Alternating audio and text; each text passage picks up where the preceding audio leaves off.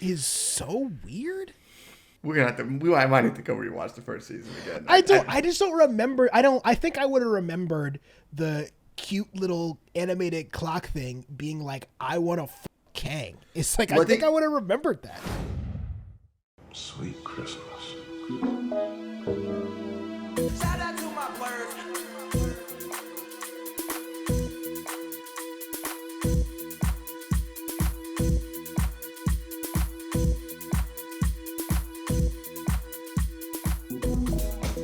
Hello. This is Che.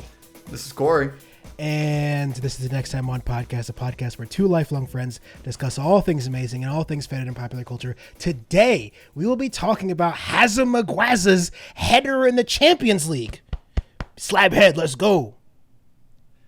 You know that basketball started last night. I know it did. I don't have anything to say about the Denver Nuggets. So nah, that was just no, Harry Maguire redeeming himself. Let's go. No, I have nothing. No idea, nothing at all. I know basketball season's back in full swing. Where I watch one quarter of it, I'm like, wow, this fucking sucks, and then I turned it off. Early pre-Christmas Day babasketball is for the degens, and I know because I'm one of them. And I'm also like, okay, one game starts this and then what's the next game? 10 p.m. I'm like, I'm fucking unemployed right now, and I still don't. I'm like, I don't want to fucking stay up that late to watch that shit. No, and it was like it was the Phoenix Warriors, right? Yeah, Phoenix Warriors. But that game was good. I don't fucking know.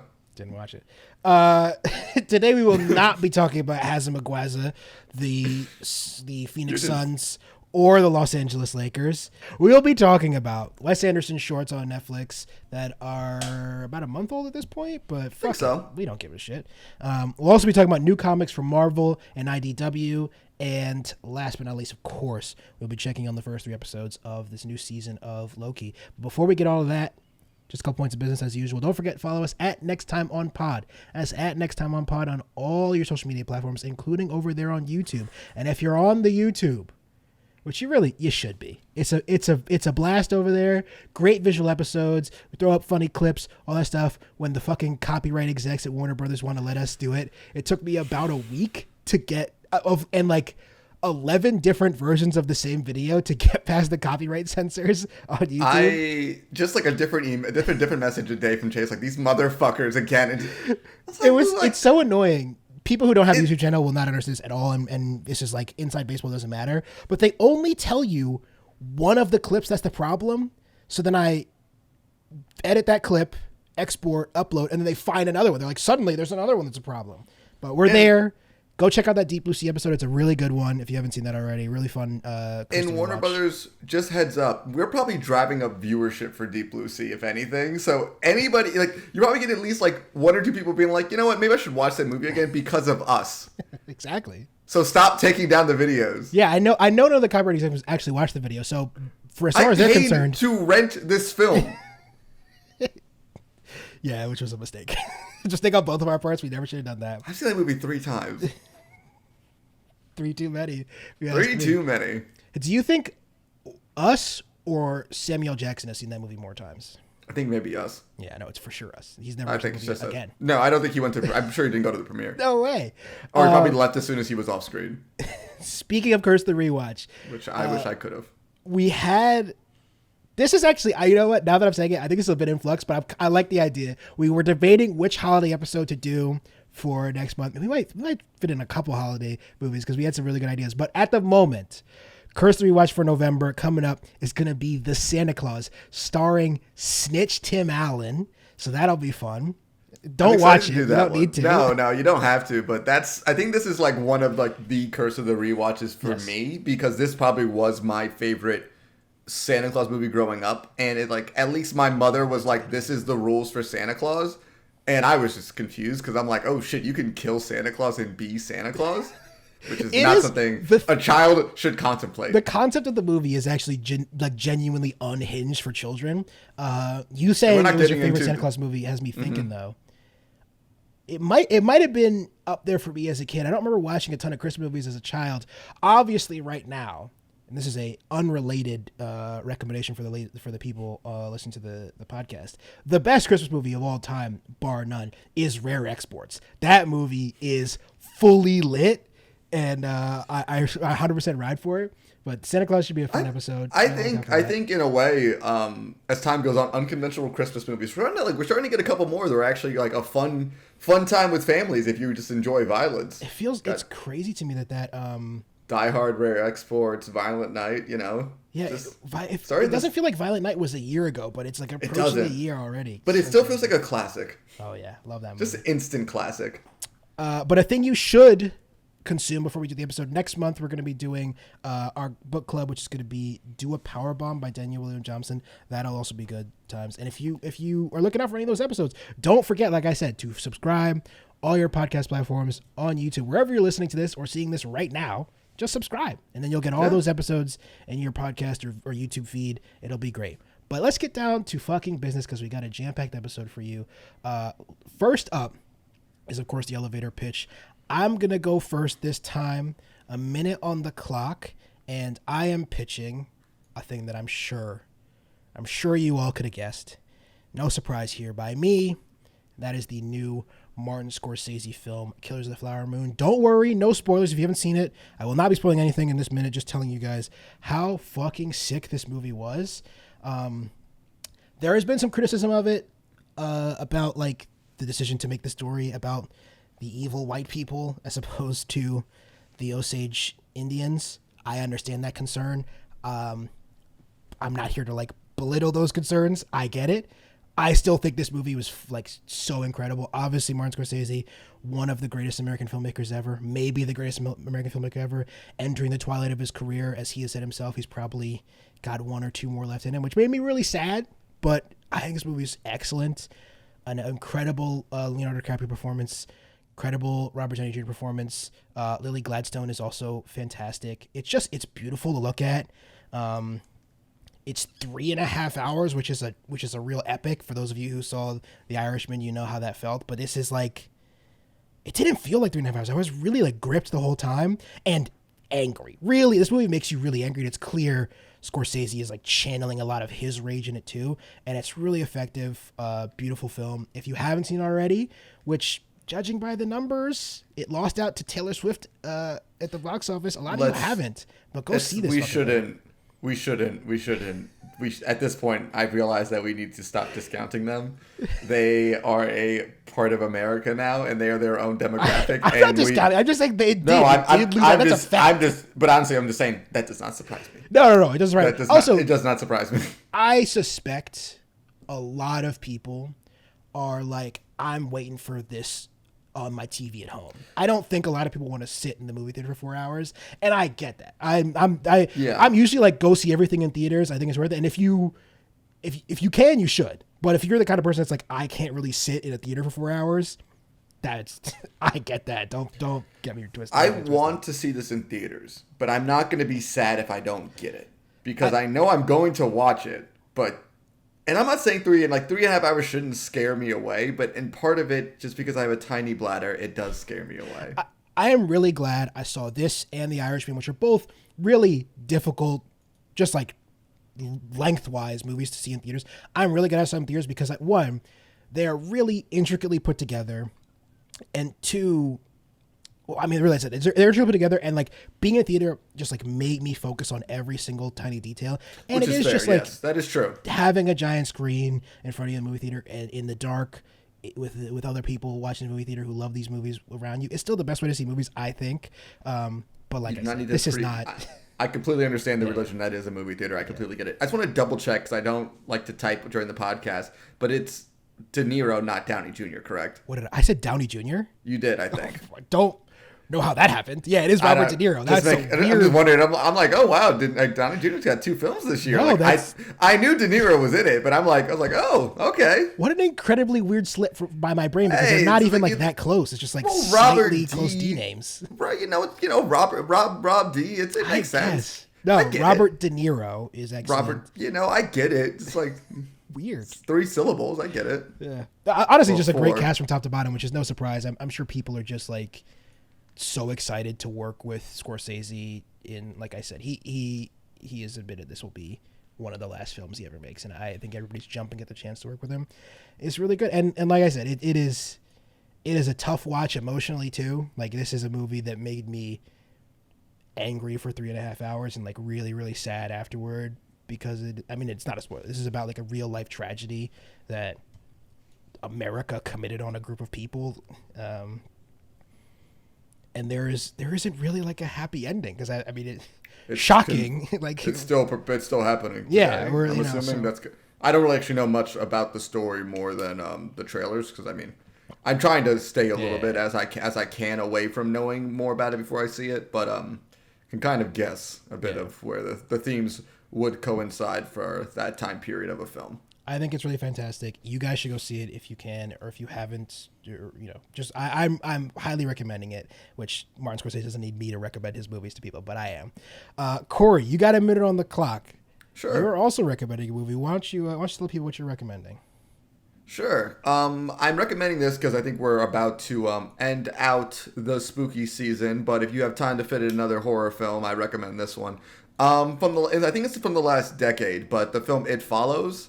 I've been doing a long movie watch list for the month of October, and I think this isn't, I want to say, the best one I've seen, but it's definitely the one that stuck with me the most. I don't think of it as like people put I don't like jump scares, which is always my big thing when it comes to horror, and I kind of hate that shit.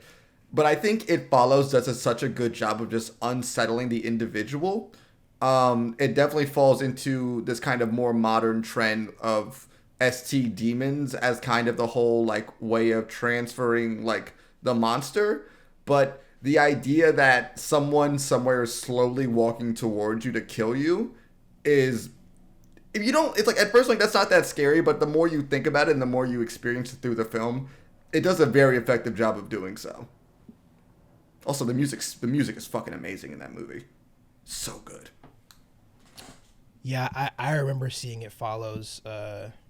Not in theaters, but shortly after it came out, it was a big hit in 2014.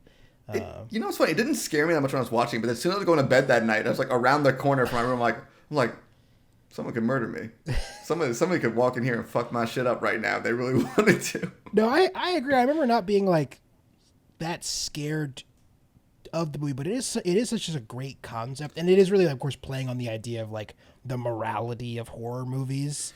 Oh, it's 100%. Like, you ask yourself the more... Like, I think one of the better things about this film is, like, you walk out and being like, okay, so what would I do? Mm-hmm. And that's part of it. And also, there's, like, so much of a moral dilemma of, like, do you pass this on to somebody else? Like, what's the way to, like, do this kind of vibe? And I was like, this is actually... It was a really well thought out. And I like how the director made it so everyone, like, addresses from different decades. And, like, the technology is all weird. Where it kind of gives this kind of, like, eerie... timelessness sense to the film. It's a really good... I really should pull the name up beforehand, but I really like the filmmaking behind it as well. David Robert Mitchell, who I think surprisingly, I agree with you. I thought it was a really well made film. Has not done like a ton of interesting stuff since then. There has been an announcement that's gone on and off. I think it's probably at this point not real of an It Follows 2, but he's only directed one other movie since then, and that was in 2018, Under the Silver Lake, which I didn't love. If they ever... It has its lovers. You know the thing about the It Follows thing? Like, I don't even mind a sequel because I just think the whole concept could just be explored to different people. Yeah, and I think that like just a whole different thing. And also, shout out to Creep was another one I really liked. It's Jake Duplass. I can't remember which. Creep. It's like a one from the last. It's like a very kind of like found footage of this guy who gets hired to go to. This guy hires him to come out to his house and film him because he's dying and he wants to send a video to his son. But that guy's fucking nuts. And it's just like a really short film, but it's super unsettling. What's the actor in that, Che? Mark Duplass. I just looked. Mark Duplass is fucking amazing in it because he just plays this insane person, and it's mostly watching it for his performance. And as I've only seen him on The League. So I just was like not expecting this such a good performance from him. I know the Duplass brothers have been like a big production thing for a while, but like just experiencing him as an actor in this was such like a strange experience that it was super unsettling, but also really funny at times. But I recommend so funny Creep a lot. How different essentially every single other thing that the Duplass brothers have made is besides The League, because like you said, that's probably the thing that Mark Duplass at least is the most famous for. But like basically since then it's gone on to write, as you said, it looks like Creep and Creep 2, and then like the show Togetherness, Room 104, these like really weird heady television shows and movies, and just to think that he was the guy who was like just like dick and fart jokes on the Yeah, league. he It's was so weird. The league's entire cast is such a strange. Looking back at it, it's like there's so many people, and I'm like, oh wait, you became either so much of a thing, or I know you from this thing, or you're the guy who lied about 9/11. Everyone, it's just like kind of just such a very cascading scale, like for a show that's about fantasy football. Right. It's a really weird like look. Somebody should do a look back at us. I'm far too lazy to do it, but someone should do a look back at the league and what it was. The cast of it is, like you said, it's a bunch of really have gone on to do a bunch of really successful, both in and out of comedy, and then like the guy who denied 9/11, and then of course like a YouTube star who's no longer a YouTube star. It's a very weird show. Didn't deny 9/11, lied about being in the Twin Towers. Let's be very clear and use that in a stand-up. Specifically, didn't deny 9/11. He was like, I was there, I saw it happen, and then it turned out, no, sir. He wasn't even close to the environment. What an insane thing to lie about. Man. There's been a lot of white male celebrities who have made weird statements. Weird 9/11, yeah. My favorite is still Mark Wahlberg, who was like, I would have stopped it. Which, listen, I sort of like get that, because we all want to think that we're the guy. I say we all, men, dumb idiot men, all want to think that we're the guys that if any tragedy could have prevented it. But the gall to say it in an interview when your name is Mark Wahlberg is fucking crazy. I love it. That dude's sick. He's But that's not what we're talking about. We did not tear him to shreds enough on the Four Brothers episode. I know we kind of talked about him just wanting to say the N-word a lot in that movie. Like, you could tell. But I think they heard us talking about Mark Wahlberg, because all I get now on every place I get ads is the targeted ads of his like Bible reading app. And he has all a the Bible videos, reading app? Yes, I will send you some videos. All the videos are of him at like 5 a.m., bleary-eyed, clearly having just woke up, being like, let's all read the Bible together. I'm Mark Wahlberg. Like, you guys don't know what the fuck I'm into at all. If the ads you're sending me. You go into the Hallow app, all through Advent. Beautiful meditation and prayer all through Advent to help you deal with the stresses and the struggle of holiday season. Some of the cast of The Chosen is there. You can pray with and meditate, pray with me. But most importantly, stay prayed up. God bless you on this beautiful day. One last shout out for the YouTube guys. You got to tune in. I don't want to tell you what's on Che's shirt right now, but you guys should really. It's one of my new favorite T-shirts. It's annoying because I can only really wear it like 1 or 2 months out of the year, but sometimes I do just break it out and like. It's a good one. I don't want to, guys. Go to the YouTube and check out his shirt. It's very, very funny. All right, first up is we're going to talk about these Wes Anderson shorts. There are 4 Wes Anderson shorts, 3 smaller ones. That is The Swan, Ratcatcher, and Poison. All 4 of these based off of Roald Dahl books, by the way. And yeah, it's based. I think they're all stories included in the wonderful. Is it the Wonderful Mr. Sugar? Wonderful Story of Henry Sugar, yeah. So The Wonderful Story of Henry Sugar is the collection of short stories written by Roald Dahl, and I think it was like his first or one of his only books where he kind of wanted to write short stories for adults. Mm-hmm. But these are quite adult. Yeah, they're all adult themes. Yeah, for sure. Well, so just to run through the idea of every single one, really it's less of an adaptation of the film. I mean, they sort of are. It's kind of hard to describe these if you haven't seen them, but it's basically a retelling of it. Literally, there's like a narrator reading out close to the text of the book, and then sort of a small cast including Dev Patel, Richard Ayoade, Ben Kingsley, Benedict Cumberbatch, and Ralph Fiennes are the main 5 that rotate throughout the films, enacting a very Wes Anderson style version of these stories. I think these all 4 of them look incredible. I love the aesthetic of them. Even The Swan, which is probably my least favorite of the 4, I think that one looks so cool. There's really some like fun gags in there, like when they're walking through the cornfield and then he opens the corn and it's like a door into a soundstage, and a lot of really clever Wes Anderson takes on it. My reaction to watching these 4, and I don't know what you thought about them, Corey. You sort of like them, but I remember being like, these are fun, cool. I don't really get why he did this. I think it's really interesting that he that Wes Anderson wanted to make these four short films. I think it's kind of weird that he did though. I mean, especially coming off of a year where he released a feature length film, to drop these 4 short films is odd because it seems like he could have just used this energy to make another movie. Hey, he wanted to adapt some Roald Dahl books in a very Wes Anderson style. But you want to go through them in any particular order? I mean, maybe we should start off with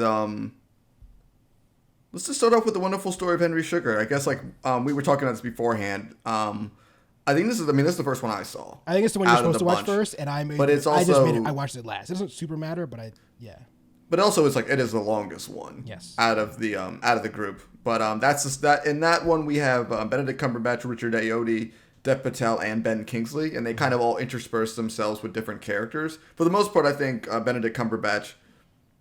Does he stay the same character? I'm not even gonna question myself because they do. There's every once in a while, there's a few because I think they kept this really small cast. He plays a couple of extras. There's a scene where Ben Kingsley is de-aging, which I love that scene where he's taking off his gray wig and then he puts on a black black pepper sprinkled wig.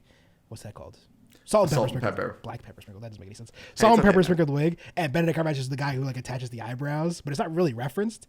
A lot of really fun. It did feel very it felt very much like I was watching a small theater production in a weird way of a Roald Dahl thing. And I guess I feel in the kind of situation like this is Netflix bought the Roald Dahl collection. They were like, who should we get to write?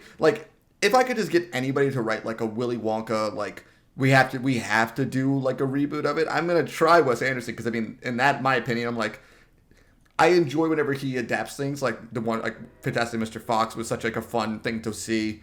That with this, it's just I would like to see that guy kind of do weird whimsy, and that's kind of how I feel I have that sense of feeling from these 4 short films. I think their two aesthetics, Roald Dahl isn't an aesthetic, but his themes and Wes Anderson aesthetics do really match up well. Yeah, it's I don't know. I feel it definitely in my brain fits well with I haven't read a Roald Dahl book since I was a kid, but I remember I read BFG, The Witches, Charlie and the Chocolate Factory growing up, and he definitely had this very tongue-in-cheek kind of dark sense of humor to the entire thing. That I feel we do kind of see a lot in Wes Anderson films, even when they're portrayed as dark and this dark serious themes as possible, they usually do have a tinge of humor in it. Yeah. I think really interestingly, now that you've listed those out, made me think, is Roald Dahl the most successfully adapted author we have?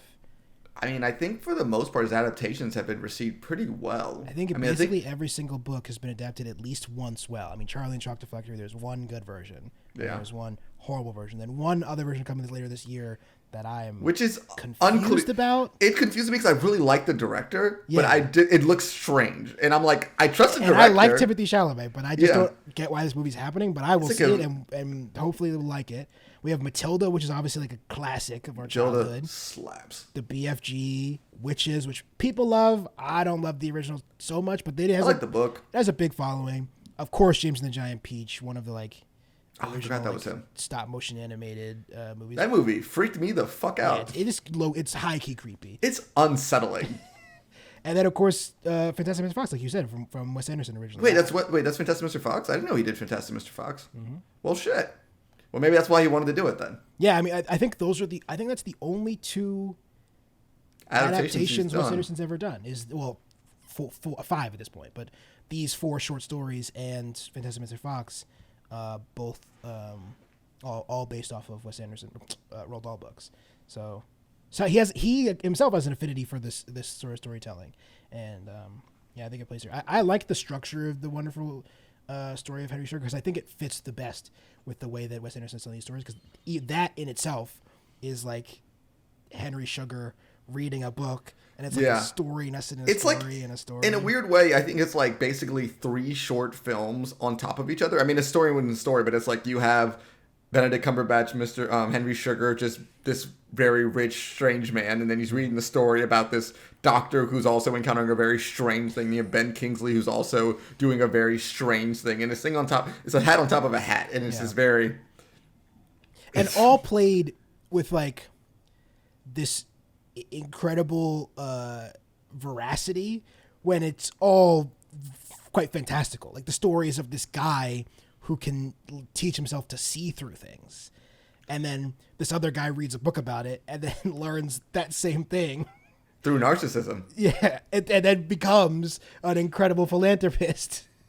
Just the scene of him just throwing money out the window as as it becomes more and more chaotic from the sound outside is just like one of my favorite, like just comedic donuts. It's like, what is that? It's for you.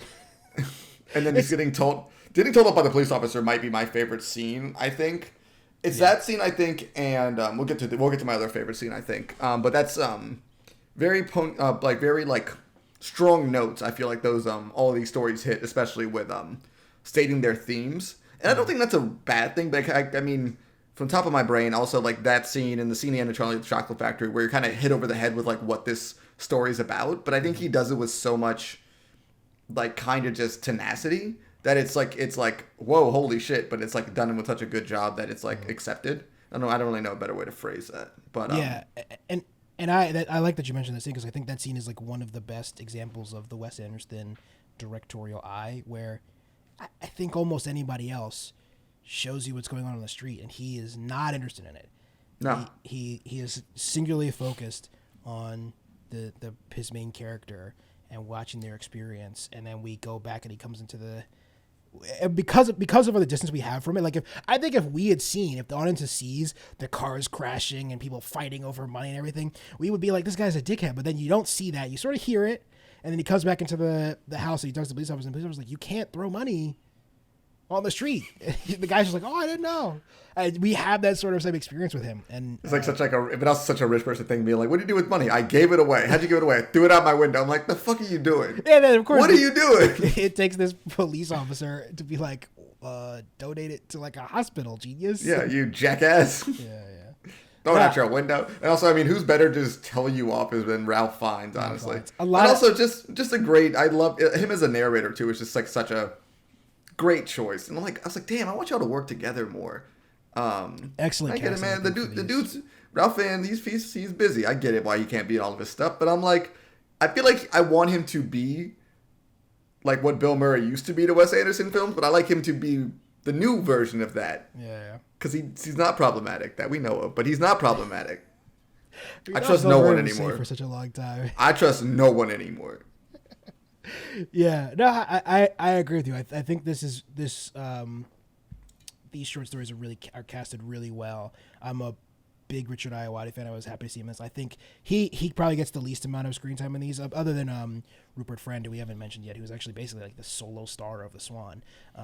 And shows. If anything, I felt it was very strange for me to be like, he's just in this, and it was just him, and I'm like, oh, it's like kind of weird that he's like not one of the main. Because I'm just I was just so used to these same things, and I feel like Benedict Cumberbatch already looks like an alien bird. I'm like, why didn't we just, I don't know. Yeah, that and the transformation that Fiennes makes in The Ratcatcher, too, very like very reminiscent of like of Wormtail, which is interesting because Fiennes, of course, plays Voldemort, but very very stark these transformations these characters make, including like Richard Ayoade in this one, is playing like a guru. He's a doctor, a doctor and the guru, and then you sort of everybody blends together. It is very theatrical the way you're describing it. And also, I feel like we're not mentioning the two other people like Ben Kingsley and Dev Patel, who were just also so good in these ones. And I guess we kind of can transition a bit to. We'll talk about Poison, which is I think Poison, which is best. Yeah, Dev Patel is like kind of taking over the whole like narrator. I mean, he does a lot of the narrator like story in Henry Sugar, but I mean, he's kind of basically the main character in Poison, which I really liked a lot because Benedict Cumberbatch should just to lie there and play a very panicked but funny man as he's going through this. I think Poison is when it clicked for me the themes that Wes Anderson was trying to connect with, because that's the one that's probably the most stark, where of course it ends with. It tells you. Yeah, with Cumberbatch's character Harry having been, as Ben Kingsley's character points out, not actually saved, but he thought saved by this Indian doctor that decides to go on a racist diatribe to that was the film. It's quite effective. Dev Patel's again excellent in it. Ben Kingsley, of course, excellent in it. So I can't remember the line at the end of it, and I really wish I could because I really liked the way that it ended. I think Dev Patel was like, because like he chases the doctor out to the car, and I think Dev Patel plays Woods apologized. He said, "I'm sorry." And Yeah, did he say says, "You can't." Yeah. He's like you can or you shouldn't. It was like one of the because he's like you can't apologize for this guy. It's not you. You can't apologize. And I love that so. I just like love that so much. It's like yeah, you can't, like, you didn't do anything wrong. It's like you. And I was like, damn, that's such a just a really like well done way of just. I mean, I don't know if Dahl served at all, but it seems like he might. There's a still at the end of that when he's talking about where they sort of tell each one ends with a explanation of when Dahl wrote these books, and this one apparently he wrote during his service, and one of the characters is named after, but maybe not based on somebody who was in the 82nd Airborne or something like that. One of the I can't remember exactly what battalion, but it was Roald Dahl served in I don't know which war, based on when he was alive. One of them. World War. They were just doing a lot of they were doing a lot of wars back then. I mean, that's like the 40s sounds about right. I think Dahl was. Yeah, he was born in 1916. It'd have been tough for him to be around for like the Korean War. So no, I don't think he was in the Korean War. I think it must be World War II. Yeah. No, I really love that one, and I think that one like might have been like I think I enjoyed Henry Sugar the most, but I think that one was just so much of like tension. I think because you're also like you don't like because also I think the good thing about coming from Henry Sugar is you see Benedict Cumberbatch play this character who definitely goes through a transformation into becoming a really good person, and then you go to Poison where it's like he's like we kind of are still running off of those that kind of high of like. And like Dahl's characters usually are like nice people underneath it all, but usually a bit bitter. And then that happens, which just feels so much of like, holy shit, yo, like, hey, whoa, where you coming from with this one, man? What the fuck? But there's a lot of really well done tension, and like Ben Kingsley is just like that was also just a really solid like Wes Anderson like pick as well for this because he did such a good job. And it's like, I mean, Ben Kingsley's is already spoken for as much as he already is. So one of the best. I would love the thing that I'm most fascinated about these 4 short films is really the production, like logistics of it, because they have a very small cast. He basically reuses 5 actors over the course of these 4 films, and with some extras, but basically that's the main cast, and then. It's all very clearly on sound stages. I wonder if this is all built at one time and they shoot within like a couple of days, because clearly this was designed to keep it really like a small production. And I think the tight-knit nature of it, like diametrically opposed to something like Grand Budapest Hotel, which is still probably my favorite Wes Anderson movie, feels so, for lack of a better word, grand. It's huge and expansive, and you have all these interweaving characters and storylines, and these are so tight, similar to Asteroid Story, which I think I liked about Asteroid Story is it is really Asteroid City, really focused, and you have all these characters just literally trapped in one place in this story, which is maybe how he was managed to drop that movie and these 4 short stories in 1 year. Is they're all really tightly focused. He does like this kind of I think I've noticed like kind of like going recently. He really likes film for people who kind of feel like trapped. Yeah. Well, this is coming off of like Asteroid City, which we've already said is like pretty pared down. Right before that is The French Dispatch, which is just a collection of vignettes, just basically short films. Basically this again, yeah. He clearly has a focus that's going on, and I think that's what's interesting about this is like I think most directors in his situation would have made TV, but I kind of like that he's just doing his own thing. He's making short films. I'm making connection of vignette films. His stories are as long as they need to be. I don't think I would enjoy a West. I would, of course, I would enjoy it. But I feel like it wouldn't like hit as well as it could have if it was just like told as like a series of episodes. Yeah, I don't know. It's so hard to picture what they would even look like. What kind of story would he tell over the course of 10 hours? Because he's so meticulous. Yeah. The idea that he could stretch that sort of precision and I can't think of any of his movies where I feel like this was either too long or too short. I feel like for the most part they usually like as long they stay there, welcome, and then they leave, and I'm like I never feel like this went on too long kind of vibe. Yeah. Sometimes I'm like, why the fuck did it end right there kind of vibe? I mean, like fucking Asteroid City, I felt like it was just like, oh well, that's done. I would say the only thing I could think that would make me interested I mean, I would love to watch any Wes Anderson product, but the thing that makes me interested to see what a television show of his would look like is the way that he juggles such large casts. I mean, French Dispatch, Asteroid City, Grand Budapest Hotel, all these, even like Tenenbaums, Moonrise Kingdom. Yeah, these are all pretty big casts. Yeah, and again, you wouldn't get the cast of Asteroid City to be in a TV show. There's just no way. But at this point, I feel like if Wes Anderson asked, they might. Maybe it's just still hard for as hard as he must be incredibly pleasant to work with. Yeah, I mean, he must be, right? You would think. You have to imagine. I mean, the people seem to just like working with him continuously. And I think the amount of people he gets to work with him and the fact that he gets so many repeat customers is that, like, he just has these people who want to work in every single film. The thing that I find so fascinating about Wes Anderson, we sort of touched on before, is how willing he is to try so many different things. I mean, we haven't even mentioned Isle of Dogs in this conversation, which is like Isle of Dogs and Fantastic Mr. Fox. I mean, this is a guy who's made stop motion animated movies, full length feature films. I mean, stop motion animated films were half the films in Japanese without subtitles. Yeah, I mean that movie, I love it, incredible. I love it. If you just look at it, it's actually strange film. Weird. It's a weird fucking movie. And another one where it's just weird. He managed to get all the the movies, Edward Norton, Bryan Cranston, Scarlett Johansson, to just act in this dog movie. You know. There's a cast of Japanese actors too who just three-time Oscar winner Frances McDormand. Like it just Ken Watanabe doesn't speak English in it, I don't think, and it's just like he's just there. Yoko Ono is one of the freaking people. It's just random as hell, but she broke out the Beatles, so we don't have to talk about it.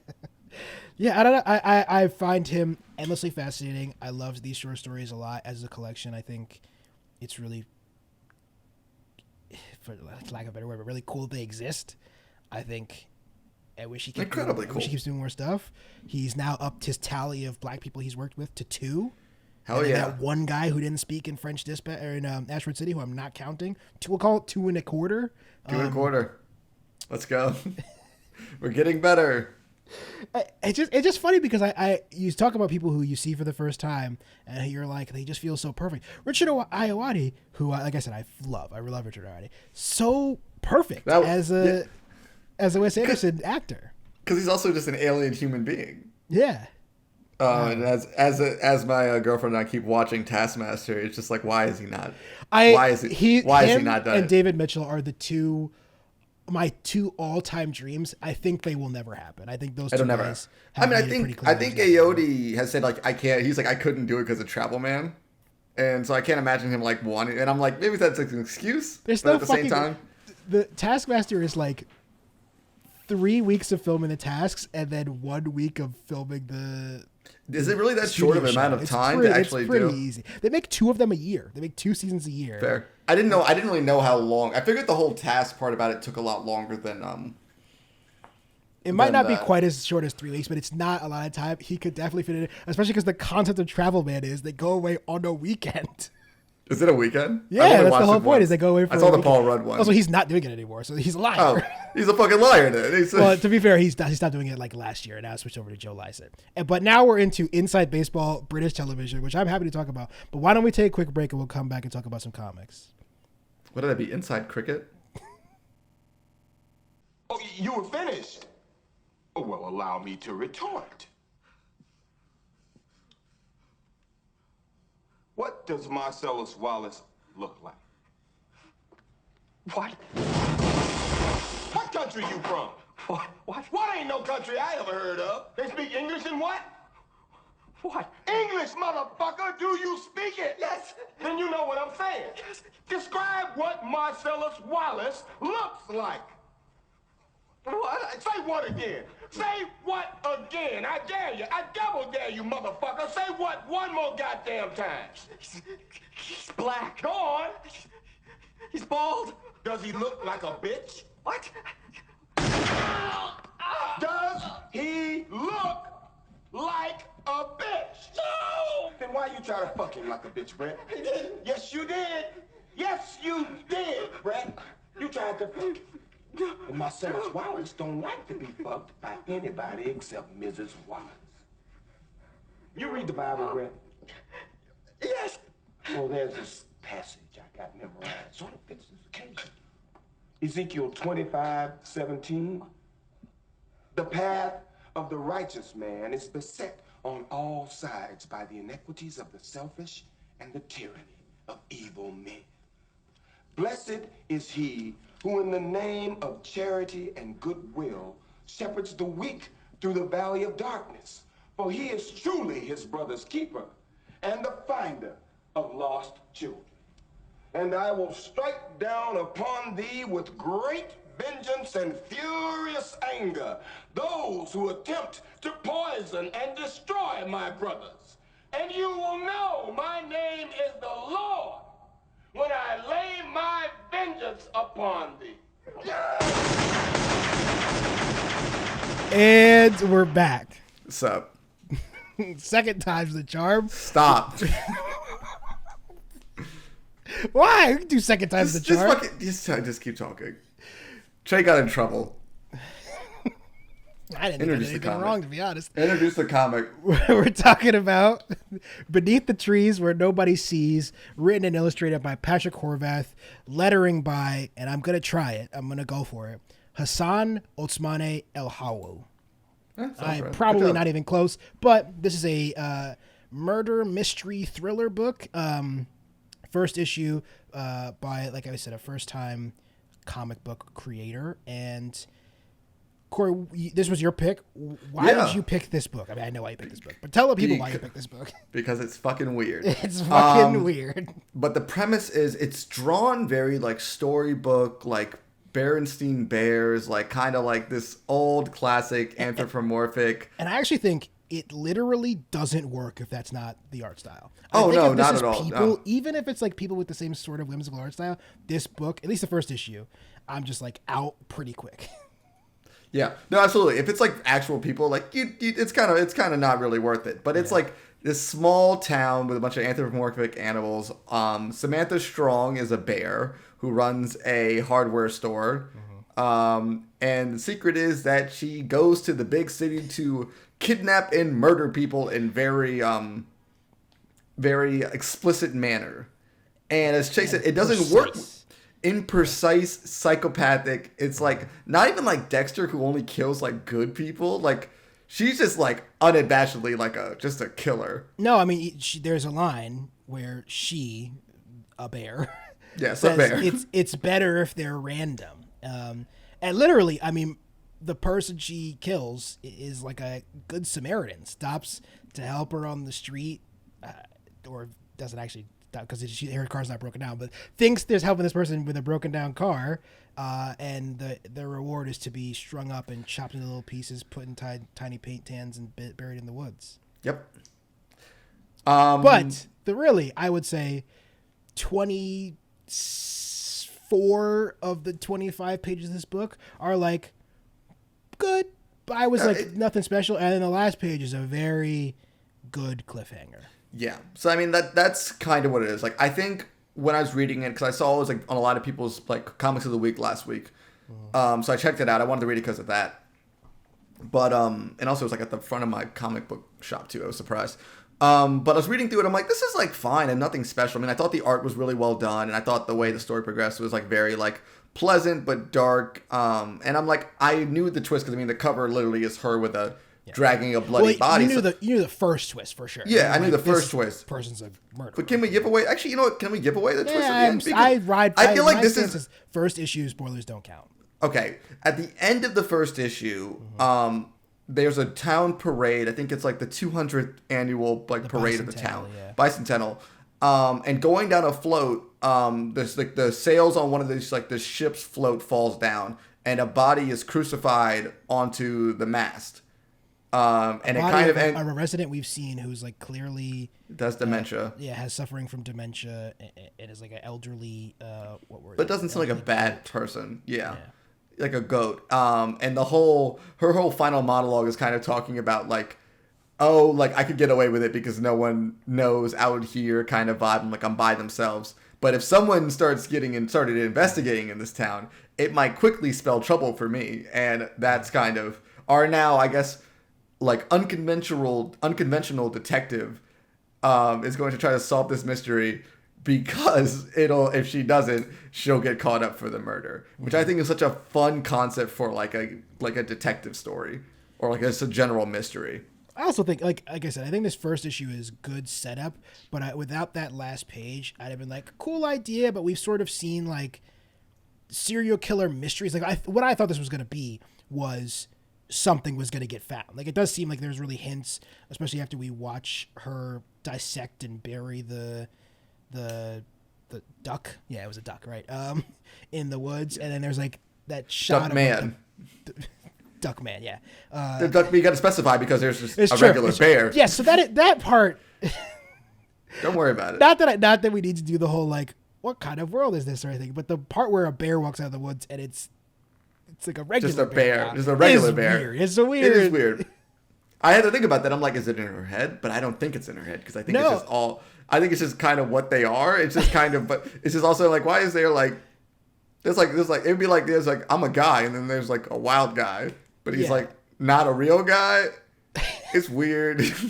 I think it is intentionally very both like tongue in cheek and humorous, and obviously our protagonist protagonist is a very weird word, but our protagonist Samantha is very much drawn like a teddy bear, where the bear in the woods is drawn like a real bear. And I mean, it still plays very strangely on the page, but I like how weird it is and how it's not really contended with. They're just like keep blazing on. It's just, I mean, the whole like nature sees what nature sees, and like what are we if not our nature, stuff like. I think that's the kind of the whole playing into it kind of vibe. And as we said, like if this is a book about humans and we watch this woman dissect a human and put them into paint buckets and I would not have watched it. Yeah, I would not. I would really.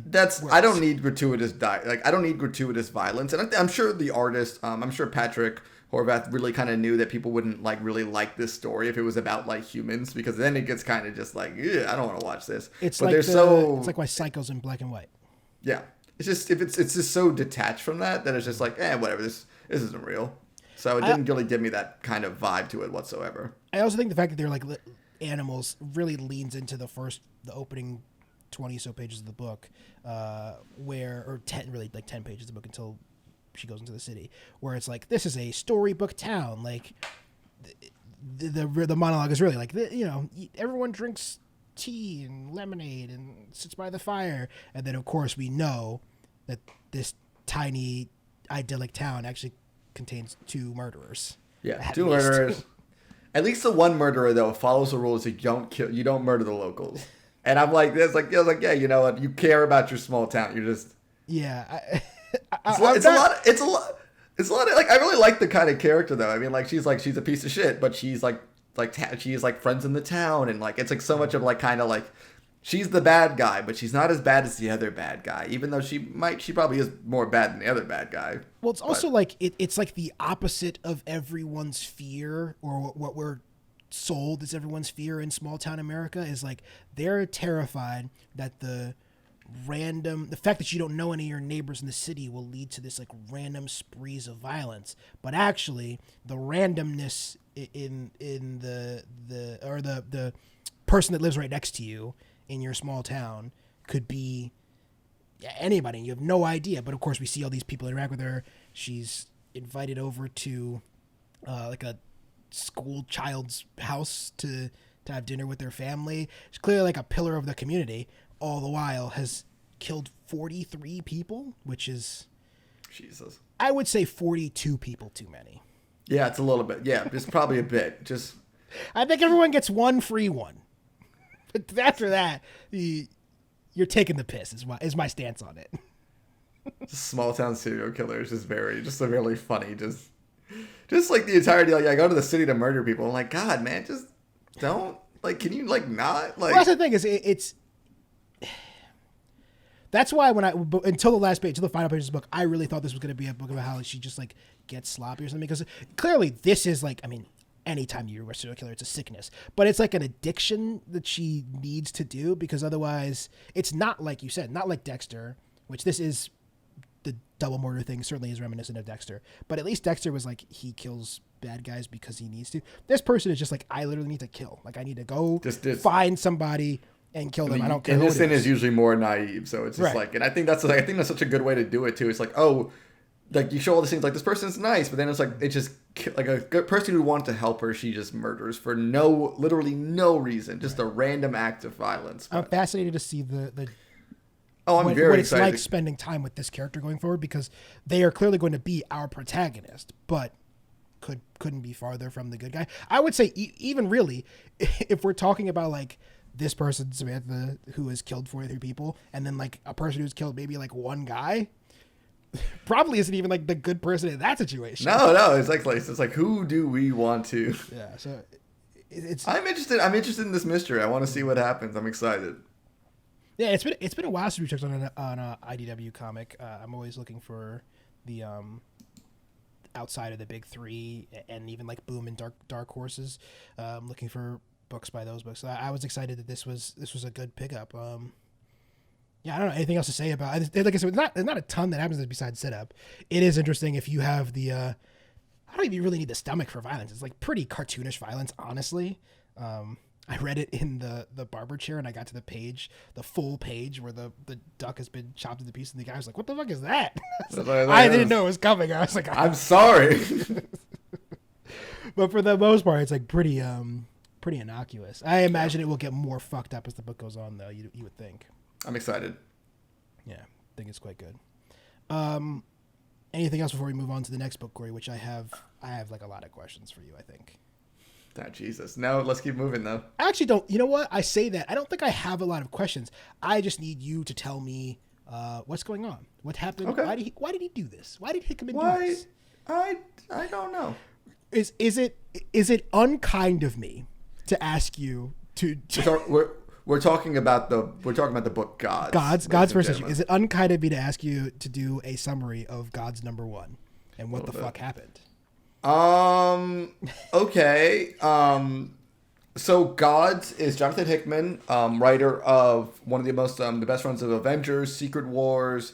Most recently, he was a head runner of for the first half of the X-Men comics, House and Power of X. So this is his first like original book that he's done with Marvel in a little bit. Mm-hmm. We talked about Ultimate Invasion recently. And he will be headlining the new Ultimate Universe, including Ultimate Spider-Man next year. And I think this is kind of might be Marvel's being like, okay, you want to make something weird? Let's get you something weird. And this is how we got to Gods, spelled G.O.D.S. It's an acronym for what again? I don't. Get off. Shut up. Okay. I don't know. I literally kept waiting. I was like, they're going to explain this. So surely they're going to explain what's going on. No, I think it kind of has to do with like kind of Hickman's like theme, because he had this really well done S.H.I.E.L.D. book from way back when. So I think it's kind of more just being like Hickman's thing. So we'll like give him this as kind of like, and also it's like the whole idea behind Gods. It's like, what is the secret society or like the secret police when it comes to dealing with like magical problems? Mm-hmm. And we're kind of like start the book off with like Doctor Strange is like talking with every like magical person in the in the Marvel universe, including like some signed people like Mr. Fantastic and Black Panther, but also like Scarlet Witch is there and like a bunch of fucking magical people are there. Mm-hmm. And we got a new Marvel character named Wynn, who is kind of like American Constantine. And I wish I had a better descriptor than that, but that's kind of who he honestly is. For a second, I forgot that Constantine is a DC character, and I was like, "Oh, Constantine and Strange in the same book." And then I was like, "That can't be a thing." That's not yet now. But Wynn seems to be like it seems to be unclear what he is, but we're like kind of led to believe that he's an immortal, but also kind of like a magic detective character, like kind of John Constantine. Like a doctor. I think it's fair to just be like, this guy's John Constantine. This guy's John Constantine, but like less of a bastard, which means you kind of want to root for him. But I mean, we start the story off, we're seeing him coming fresh off of a case and dealing with his wife, giving him a divorce, and also trying to kill him because the society that she works for is against his society, I think. We're not really given that much information, but it seems like they're kind of on two different types of societies where she seems to be purely hard science, and I guess he's just magic.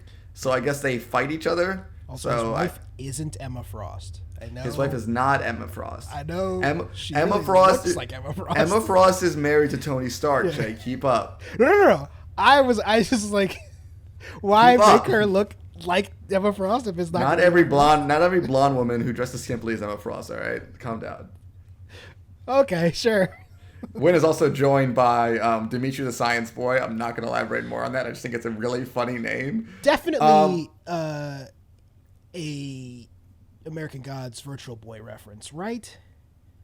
Absolutely. No, I this is a thought lot. I was like, no, this no, has this to is be. this is a lot of American Gods. I think. Yeah, like, yeah. There's a lot of that going in there, and I'm like, I don't really think he's being very shy with like what this is. I mean, like the entire thing about it is like kind of like, what if you could get every type of like deity kind of like high fiction character in Marvel and just play around in that world. And I'm like, you're right. Like no one's really kind of touched on that in the Marvel universe.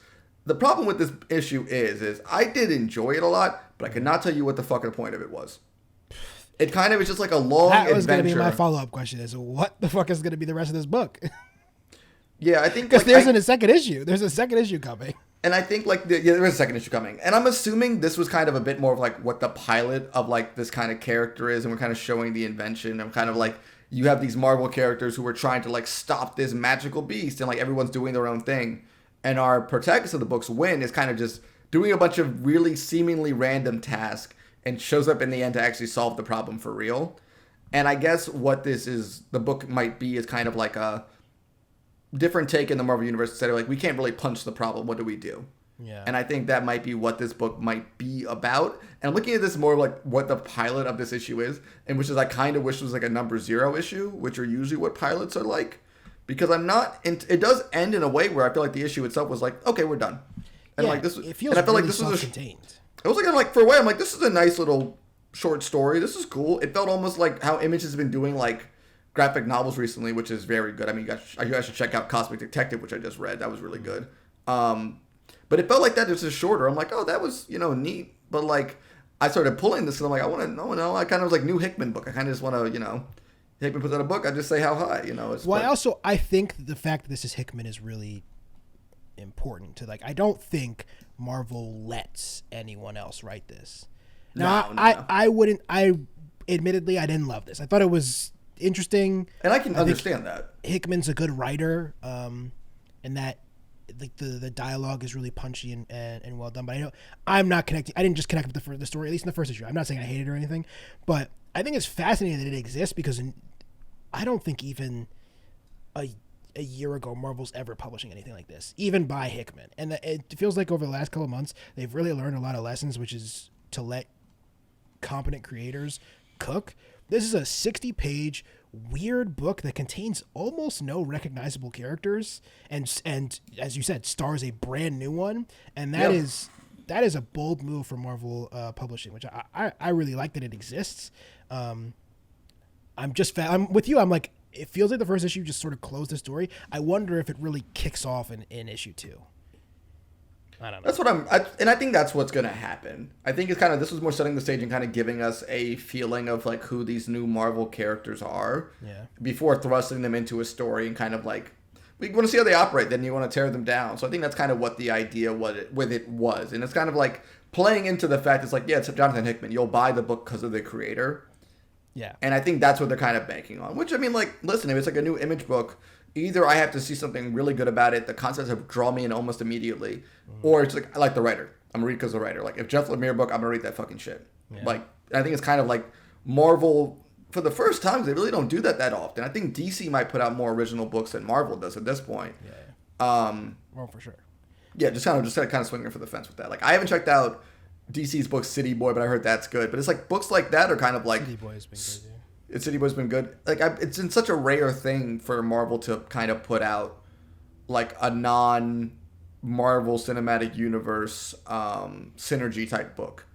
And it feels like a lot of the stuff they've been doing publication-wise has been so safe where they're just like, it needs to be X-Men, Spider-Man, or one of our recognizable movie characters, and that's like the only stuff we're publishing, or we're gonna do like a kids book and you can just like, do like a weird like Raven and Raven and Stargirl kids book thing. Those things, Marvel will drop like one of those a week for some reason, but DC loves those, and I'm like, hey, listen, I get it. I mean, I never read them, but I'm they sure probably sell gangbusters. I think they do. I mean, I've been meaning to check out one of the Raven books because one of my favorite artists does it. I just didn't want to read a young adult book because I tried one of them and I was just like, I it's read not for me, adult that's fine. books about adult superheroes dealing with adult problems. Yeah, like this book, which is Shut up. they beat the villain by making him read, which I think is fucking hilarious. That is actually very funny. I forgot. But I'm reading about it more. I mean, there was technically a thing that happened, so I think they're kind of more going into like of course Marvel cannot get away from just alliteration when it comes to things, and it's not the Cosmic Cube this time. I'm looking for the Cubics Core. I fucking Oh, you hate want me to that. read the next time Sure. summary for issue 2? This made me as interested I was because I love Hickman. Interested I was for the second issue. I read this paragraph or sentence and I was like, maybe I won't pick up issue 2. This is what they say is coming next in Gods issue 2. The Centum normally has 25 primes, but now only 3 remain. College isn't worth the time or the money. There's a hidden book in the hidden library that hides a hidden door. Cubic's core is from Georgia. Like that matters. I think Hickman's kind of become Hickman speak. I And mean, it's deranged is what It is deranged. It's And deranged. as someone who's kind of like was taking my way down, I actually probably should just put this on my things that I love. I read all of East of West when I had COVID recently. And that book is batshit insane. I really recommend it to everybody, but that is a wild ride of insanity. I still think Hickman is at his best when he's a little reined in. My favorite Hickman book, as we talked about on this podcast, and I'm really sad it just seems like it's done. It's never going to. I think it is done. But Black Monday Murders it's Hickman. He's very verbose. It's quite weird and dark, but it doesn't feel as like off its rocker as this book does it at certain points, where I think that's what he kind of needs an editor at sometimes. And I'm not casting judgment on this book because we are one issue in to what I'm assuming is going to at least be like a 10-issue run, maybe longer. But I just wish that sometimes he would chill a bit. I just don't know. Does this book need to be 63 pages long? No. But nobody can tell Hickman shit because he's like the king of X-Men. I think that's what it is though. I think it's just like would you either rather have this one issue be 3 issues, or would you just want 1 issue of this and then be like, I want to be on board and get the next one kind of thing? And I kind of understand it from that capacity. It's like I don't know if that's even the right. I don't know if that's the right question in my mind. I think the question is like, would I rather have unchained, unbridled Hickman or neutered Hickman? And if I'm choosing between those two, I clearly want something in the middle, but I definitely would rather have like Hickman doing whatever the fuck he wants rather than somebody who's just answering to Marvel Publishing. So if this is like the version of Hickman that is just him do whatever the fuck he wants because he's built up enough cachet at Marvel to cook, then let's let it happen. I will say this though, we will not truly see what unhinged Hickman will look like until we read Spider-Man next year, because that's Hickman with no oversight. Corey, I'm like a bit worried. I mean, we read There's a Ultimate. chance that book is like unreadable. We read Ultimate Invasion, and I'm a bit worried. And I like Hickman. I like Hickman a lot, and I thought it was fine, but I'm like, what the fuck is going on? I'm interested. I'll say this: I'm interested. I'm very interested. Yeah. And that's Hickman always interests me. And tell you the truth, in his first Avengers run, I didn't really like that first arc. I thought it was kind of boring, and then as the story actually kicked into gear, I'm like, oh, this is some good shit. Yeah. But it's not like, I mean, I think his only story to me that I was like, from the beginning, it was really good was the Fantastic Four series. And I think that was probably, in my opinion, his best front to back series. I even think East to West kind of lost its ground a little bit. I thought it was really good, but I think it lost its ground a bit. It likes to world build. He likes to world build, for better or worse. But you want to take a quick break before we come back and talk about some more Marvel shit? Let's do it. All right.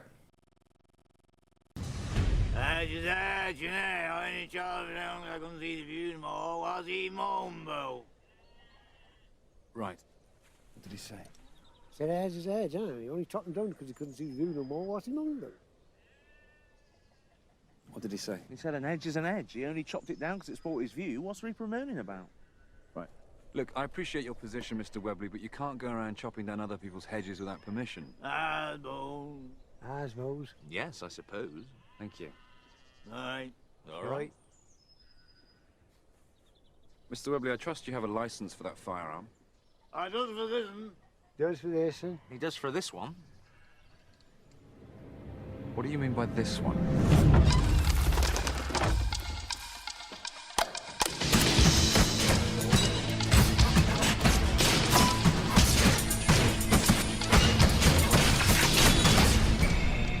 With the power of Grayskull. Where on earth did you get these? Found him. You found them? And what is this? Sea mine. Sea mine. Well, Mr. Webley, this is an extremely dangerous collection. It's a wonder nobody's been hurt before. Nah, just a load of junk.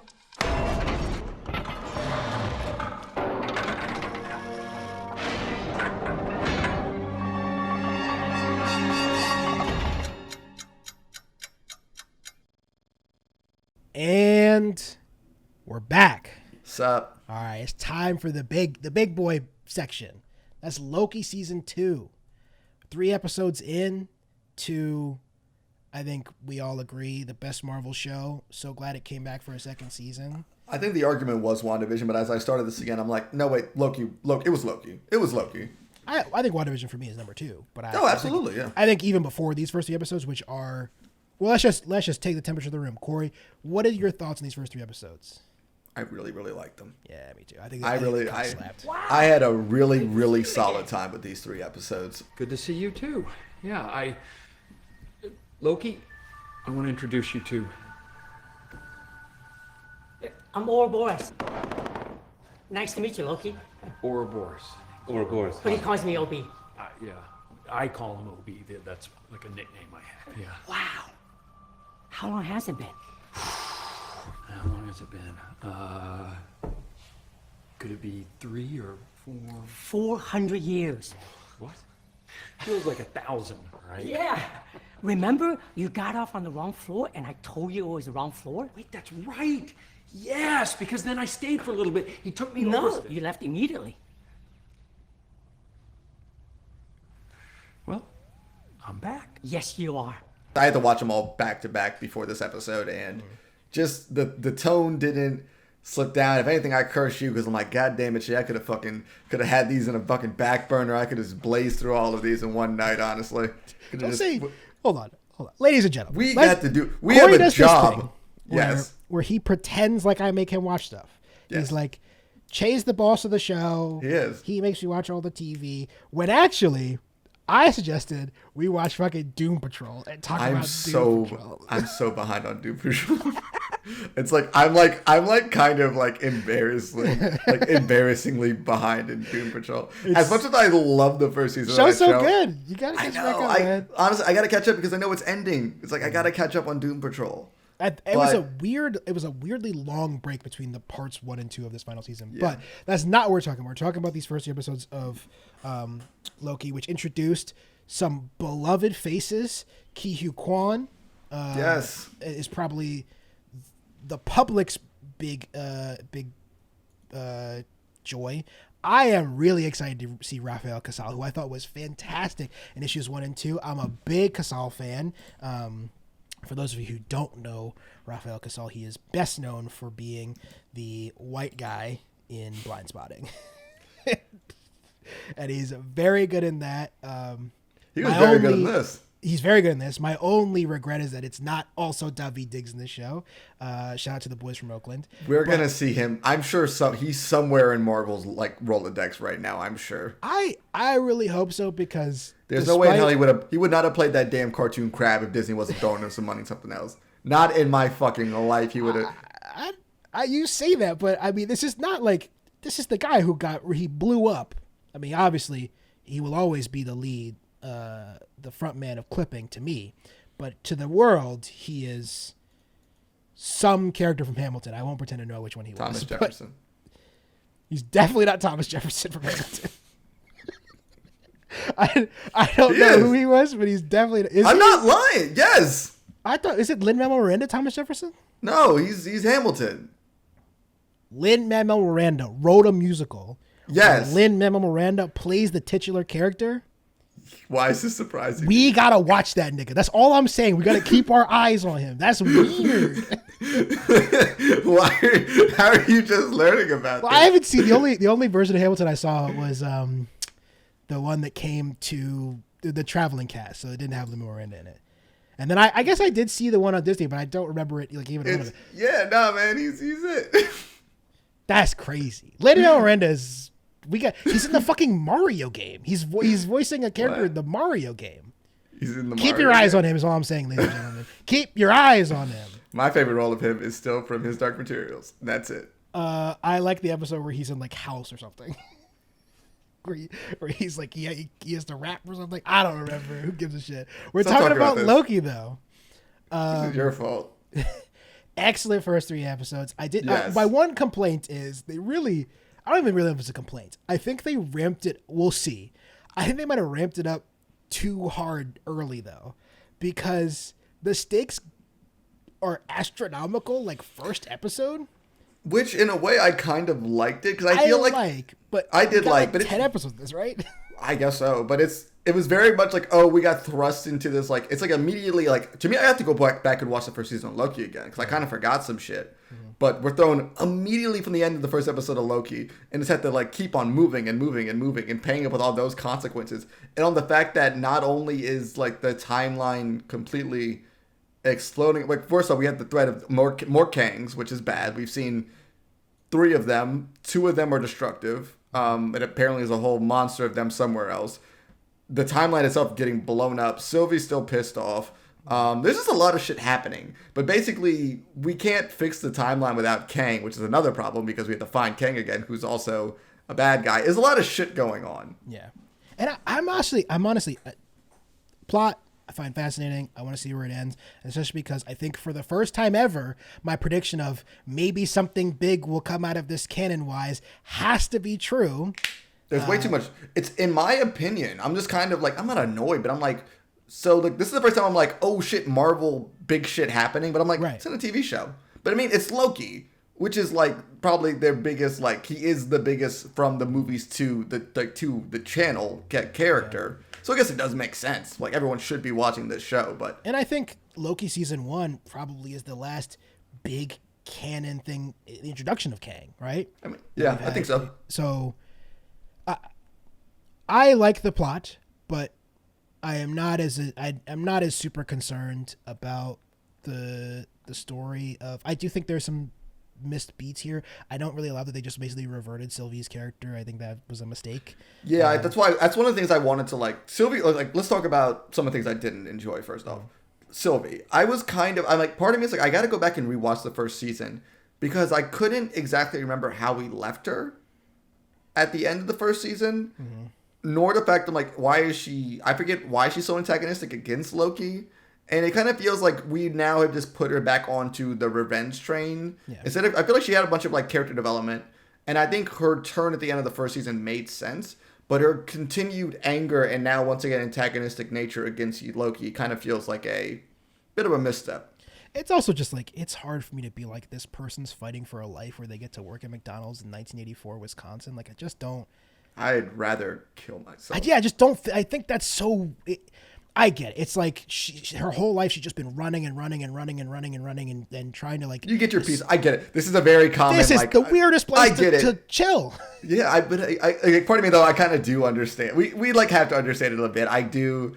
I don't hate this trope when it comes to like time travelers where they're like, listen, I just want a quiet life. I know. After all this shit happens, I get it. 1990s Marseille. What do you? I'm just saying she though, works at a McDonald's. It's so weird. But she walked literally, but I'm saying it's literally the first thing she walked into, and it's like it makes. I mean, they're Asgardians. We know why though. Yeah, it's because Ronald came with the big bucks. He said, absolutely, "Here's all these coins." You know, I knew when Loki was coming out because I saw it on a fucking McDonald's commercial. Oh, did you? Yeah, there was a McDonald's commercial. Where there's literally a scene where Owen Wilson is telling Rafael Casal how much he likes apple pies from McDonald's. Like they are delicious. It's not subtle, but it is actually. You know, a show is good when even the like. But I really want a apple pie and milkshake. Don't do it to yourself. Don't do it to yourself. But a show is good when even the ham-fisted like Spawn Con is funny and entertaining. Like I thought that scene was actually really good.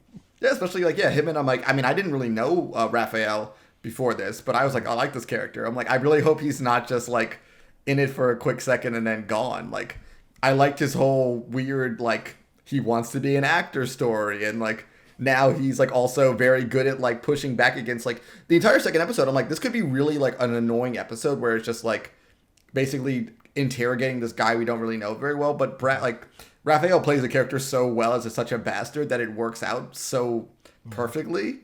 And even though believing that, like, he pushed Owen Wilson the fact of slapping him, and actually did feel very much like seeing a character break. I was like, this is fun. I mean, all the interactions were fun, and I missed Loki and Owen Wilson's character kind of playing off each other.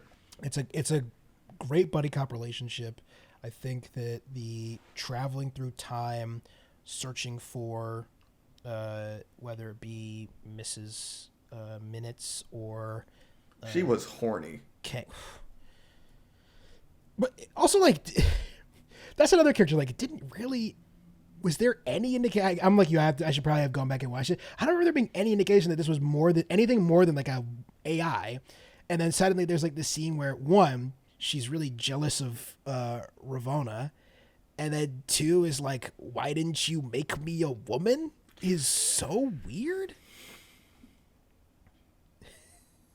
I might have to go rewatch the first season again. I just don't remember. I think I would have remembered the cute little animated clock thing being like, I want to fuck Kang. It's like, I think I would have remembered that. I think we only really get because we don't know that Miss Minutes is evil for the entirety of the show. Yeah, until the last episode. So I feel like maybe they didn't actually interact that much, and they probably wanted to give her some type of agency. Mm-hmm. And I mean, rampant AI, it's got to come up with a reason for it. And guess what? Sometimes it's just horny. That scene was, that scene. Yo, Kang was having a rough day. Yeah. And at episode 3, he almost got murdered twice, and these two dudes kidnapped him. He was and also the AI tried to come on with him. He was having a rough 5 minutes. To be fair, just don't drop women in the middle of the Great Lakes and you'll be okay. Like, don't trust a black woman in the middle of the Great Lakes, you jackass. And also, like, again, it was good. Everything's back in Wisconsin. Sorry. It's great character writing because you get this thing early in the episode where he reveals that he doesn't want partnerships, which again is like the partnership she's talking about is not the same, but it clearly like triggers a thing in him where he literally, like, you see him pull back from him. And again, we're not gonna talk about the Jonathan Majors stuff in here mostly because I don't really know what the fuck is going on. It's so weird. Yeah. It used to get weirder and weirder. But we're talking about a fictional TV show. Yeah, he's undeniably so good and continues to be able to do, like, he's played 4 or 5 different characters versions of the same character. Yeah. And you also kind of see the same insidiousness, and like even like this one who seems like good, and I guess like I want to talk about this a little bit like now. Is like he seems like he's good, but at the same time you can also be like, this guy you could see how he can turn. Well, he's got how things could go left. He's got the disease of the ambition in him. Like, you see that thing where it's like something is burning inside of him that makes him do this thing where he drops a woman in the water because she's like, I can't wait for this beautiful partnership, and he's like, well, I can't share this with anybody. And then of course he rightfully rejects the advances of insane Miss Minutes. Yeah. His like realization of like, oh no, was very just because it's very clear like I've made a mistake. Right. Listen, like you'd be like Siri could be like, you made me. I'm like, I made you, and it's like this guy's going against you. I'm like, well, I made this thing. Mm-hmm. I probably shouldn't trust you then. Right. And I'm like, oh no, Siri wants to fuck me. I'm sorry to you. I was it's been a day. I almost got killed and kidnapped a bunch by racist 2 elves things, and like, it was a lot. There's a lot going on, and like I was saying earlier, I just don't the plot of it I hope will tie all together, but I'm also not that concerned about it because I think what is really good about this show is, one, the performances are excellent. Tom Hiddleston, Owen Wilson. They wrote every character. The writing of the characters in the show and creating of all of them are just so interesting. Mm-hmm. And then all their motivations, which are tied into how big the stakes are in this TV show, and just to see how they like exacerbate their personalities is so well done. Yeah. And also just shout out to Ke Kwan. It's just my theory is that he's just playing Data from the Goonies, and this is just like a variant Data that got dragged into this because he's playing the same character, and I do love it, but That's my theory that we're never going to confirm. I'm really excited for him. I think he's good in this show. I don't, like I said before, I don't have the emotional connection that people, especially like last year during the Everything Everywhere All at Once craze, had this like seemingly like real emotional connection to him. I watched Indiana Jones and The Goonies in my adulthood. So like I think he's good. Yeah, no, I just don't have that. But he's good. I think he's really funny in this. I'm interested to see where that character goes because clearly he's going to be a real pivot point for the season going forward. The thing I'm most fascinated by in this show that, again, it just feels like I don't want to be the We Shit on Marvel podcast, but like it annoys me how good this show looks and how much of a focused aesthetic it has. The show looks like it was made by like a good director. What happened? Also, I don't know. I don't know. Why can't Marvel do this with anything else? Also, the set design is just so well done, too. The production design's fucking incredible. Like, I don't know where they filmed this at, but I'm like, this is a cool fucking building that they keep, like, the buildings that they're using for this, or the sets they're making for this, it all feels like where, like, the TVA is actually a real place. And I get why they want to keep going back to it, because it looks so fucking cool. The opening scene of the season when Loki is trying to get back to Morbius, and he's like... Mobius. What? Mobius. What did I Morbius. say? Oh. Morbius. I have to like. I couldn't let that. I couldn't let that one slip. You're right. Yeah. But I mean, honestly, guys, isn't that what we all really want? No, I don't want Morbius ever again. I don't know. I think it's Spider-Man or something. But that scene where he's like running through the timelines and he falls, and we even get that like basically that scene reminiscent of the of Attack of the Clones before you. In the 10 minutes of the movie before you knew the movie was going to be shit, where you're like, this is sick, where they're like flying around the space cars. It's really cool. And they got Oscar winner Chloe Zhao to make a movie, and it didn't look as good as this. That's the thing that's so weird to me. And maybe, listen, I'm so rooting for the Marvels to be good. Like, I just want it so desperately. I think it's going to not be good. I think it's going to be very mediocre, but I'm excited to see it. Yeah. But I just like all those three actresses, and I want to see them interact. I saw We Cloud Tyrone, and she's also really good in it. So it's just like not Brie Larson, but like they're all been a very different movie. I love that this exists. It's been a long time since that Marvel theme got me excited for something, but like episode 2 rolled around, and then the episode 3, like the ragtime version of it too. I was happy, and it was fun to be happy for a moment. They made the World's Fair look real. I was like, holy fucking shit! It's the first time I've ever in my life been like, as a black man, been like, maybe I would time travel to the World's Fair. Well, see, that's the thing. It's like it's that thing, but also like when the episode opened up and like it was like 18 something, I'm like, breaking the first rule of black time travel. You went way too back. You see her whose name is Gugu Mbutha Raw, walking through 1800s Chicago. No, sir. I'm sorry. I was like, you are way too just chill about what's happening right now. I would be like, no, this is... You don't want to be there. You throw the book in there. You do not meander. You're fucking in and out. Especially because, like, notoriously, infamously, at the World's Fair, they had those, like live... What? What? Oh, never mind. I'm talking about the murders, but continue. I didn't... No, don't worry about it. I'm unaware of this. Yeah, let's go. Don't worry about it. No, they had the live exhibits of like, quote, like the savages, quote unquote, which is like Native Americans standing as like basically actual people standing in put together fake things, and they also had slaves doing the same thing. The World's Fair was hella racist. Don't get me wrong, but obviously the Disney version of it looks really fun and cool. And there's like a guy doing a fun science experiment who looks like fucking Frederick Douglass. Yep. And that was a very that was a choice. Yeah, definitely a choice. It is a very lazy critique to be like, it's just fun, and it's really... No, that's not even a critique. It's just like, things can just be like, it's just fun, but it's not bad. But it's the reason that it's good is just it's just fun. Kind of how I feel about Ahsoka, where I feel like Ahsoka was just like, this is just fun. Yeah. It's just fun Star Wars. It's not breaking my brain. It's not making me pull my hair out. It's just, I'm just having a fucking solid time. Yeah. I'm enjoying entertainment. This is much closer to Ahsoka Mandalorian, although I think it's for me, it's better than both those shows than I it agree. is to Andor. I still wish we got an Andor. I want a Marvel Andor. I want something that like makes me like think that this could be good. Andor was my second favorite show of last year, and the only reason it was my first favorite show of last year is because Severance was maybe the best season of television I've seen in years. Okay, so I think to kind of round the episodes, I feel like we're gonna come back to Loki as the episodes continue on. How many are we? But I do want to ask. I'm not sure right now. I'll check. You keep but I was gonna pose you the question is like, which.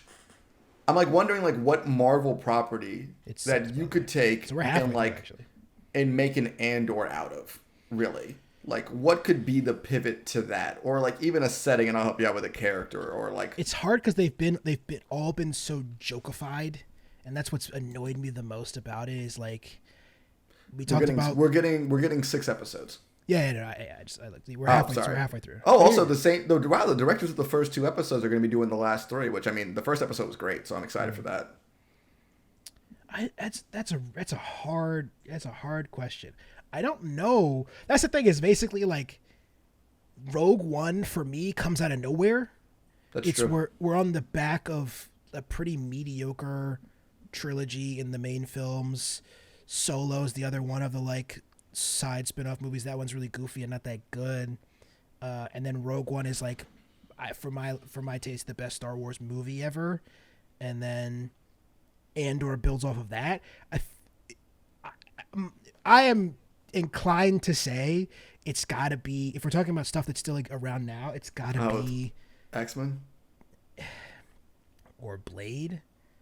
True. We just haven't seen Blade yet. I don't know what that looks like. Maybe Spider-Man. Of the things we've seen, it's Marvel is so far removed from what I think made Andor so great that it's hard to even imagine it. I have no idea. I have no idea who that would be. It's a good question. Maybe a better answer will come to me later, but I don't know. Damn, I always say like prestige television for some things, but I'm like, out of the Marvel properties, I would just love to kind of give that type of care and treatment towards, because I do think it's okay to have fun with these properties, and like I think Loki is like I'm just like, this is a lot of fun. I'm having a lot of fun with this. But like I feel like if somebody actually could take the X-Men and actually like make like a saga good out of that, like a TV show or something good out of that. Even like maybe not even the X-Men themselves, but kind of like the whole mutant thing and include characters in that. I think that would be fun. But the thing about Loki is it's like playing in the same universe as like all of these like I think really all-time great sci-fi shows, and just as like the thing that is dragging it down annoyingly is the Marvel of it all. Like this show feels a lot like Maniac. I mentioned Severance, Devs. I mean, of course, fuck. Oh my god, when I say of course, like I actually remember Legion, another one who up until the 4th season was fantastic. That show had a solid 2 seasons. Didn't it? I just like I say, why couldn't this show be? I was gonna say, why can't this show be Devs? But like, Devs is a bad. Come on. I know. It just that's unfair. No, hey, I know. Like, son, why didn't you get an A on this? You could have gotten an A on it. I see you have a B, but like, hey, you could have gotten an A. Yeah, but that's my point. Why not? I mean, it is. People hard. are always. It's hard. That's the thing. It's fucking hard. It's hard. But I'm excited to keep on watching the show. We were like halfway through. But I mean, unless a big thing happens, I'm assuming we'll get to the probably talk about the finale before that happens. I mean, we used to talk about the penultimate. I mean, the penultimates usually end up being pretty good with these shows. But we'll see. Maybe Corey will watch Bodies, and we'll talk about Bodies. The fuck is Bodies? Bodies is a British television show. Oh, I'm out. Okay, let's. I'm kidding. I try to give this man good shit, and he's like, I don't like the Brits. They drink tea, eat their crumpets. That's what Corey says to me when the cameras are off. Literally British. He said, fuck the king. And I was like, I agree, man. I agree with that. No, king. Yeah, no, royalty fucking sucks. I can't argue with that. I think the Brits would agree with you on that one. All right, guys. You heard it here first. Loki season 2 is good. Fuck the royalty of England. All right, Jay, wrap us up. We're really coming in with like real lukewarm takes today. Loki's good at fuck the monarchy. Don't forget, follow us at Next Time on Pod on social media platforms. Most importantly, go over there, check out the YouTube. We just passed 100 subscribers. That's cool. Let's get higher. Let's go. Let's be the next Mr. Beasts. I mean, not that. I don't want to be that, but just go over there and subscribe at Next Time on Pod on YouTube and over there on all your social media platforms. Don't forget, go do a Powerbomb. We're going to be doing that book club in the coming weeks, and we'll be doing Santa Claus starring the snitch Tim Allen for our Curse the Rewatch, and maybe some other holiday movies. We might do a bit of might throw some other ones in there, mostly because I'm going to tease one now. I really want to talk about Last Christmas with Cory because that movie is unhinged. So I'm okay. Let's do it. Whatever. Fuck it. Let's. You like Amelia Clarke? I was just saying. Let's pencil it in right now. That's it. That's doing it. We're doing it. You like Paul Feig? You won't like that movie. Well, I've been Cory. And I've been Che. Thanks for listening. See you guys next time. Bye.